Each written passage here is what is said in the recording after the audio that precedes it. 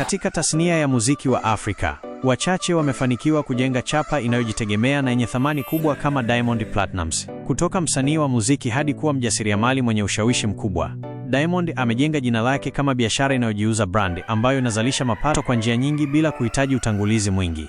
1. Diamond Platnumz kama brand. Diamond Platnumz si msanii wa kawaida. Amejitengenezea jina ambalo lina nguvu ya kibiashara kwa kila anachogusa. Jina lake pekee linatosha kuuza muziki, tamasha, bidhaa na hata kuhamasisha watu kununua bidhaa za makampuni tofauti. Hii ni kutokana na juhudi zake za kujijenga kama chapa inayouza zaidi ya muziki.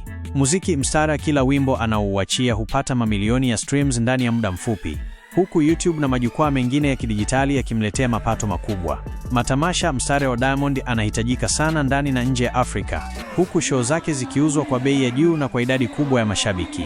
Dili za ubalozi. Amekuwa balozi wa bidhaa na makampuni makubwa kama Pepsi, Itel na Coral Paint, akionyesha nguvu yake ya kushawishi. 2. Wasafi Dola.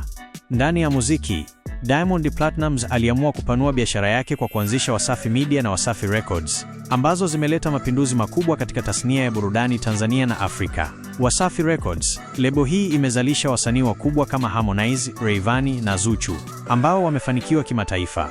Wasafi FM na Wasafi TVs, mstari wa vyombo hivi vya habari, vimekuwa sehemu ya nguvu ya ushawishi wake, vikivutia matangazo na wasikilizaji wengi. 3. Uwezo wa kutengeneza headline. Diamond Platnumz ni mtaalamu wa burudani hata nje ya muziki. Mahusiano yake, maisha yake binafsi na hata maneno anayosema kwenye mahojiano yanakuwa gumzo mitandaoni. Hii imefanya jina lake liendelee kuwa linalouzika bila kutumia gharama kubwa za matangazo. Kila habari inayomhusu inakuwa na mvuto kwa mashabiki na vyombo vya habari.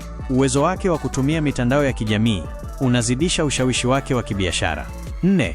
Mtaji wa kutengeneza biashara mpya.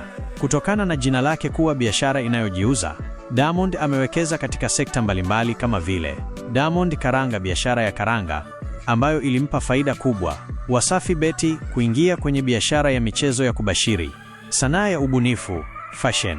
Mara nyingi mavazi yake yanazua mijadala na kuhamasisha mauzo ya bidhaa mbalimbali.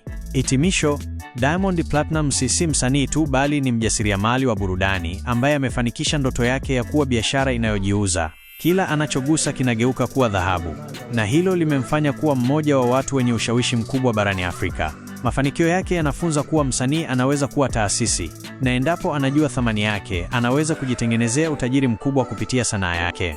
Kwa Diamond Platnumz, muziki ni biashara, jina ni bidhaa, na maisha yake ni fursa ya kibiashara.